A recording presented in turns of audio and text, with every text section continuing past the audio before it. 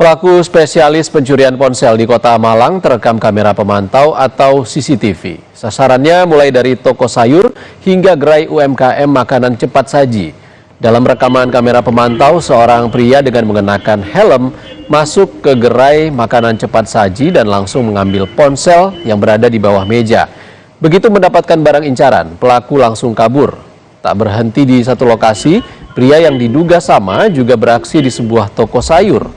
Di lokasi ini, pelaku memanfaatkan penjaga toko yang sibuk melayani pembeli. Saat itulah pelaku mengambil ponsel, tak hanya satu tetapi dua sekaligus.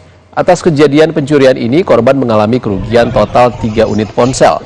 Para korban berharap pelaku segera ditangkap agar pencurian ponsel di Kota Malang tidak terulang.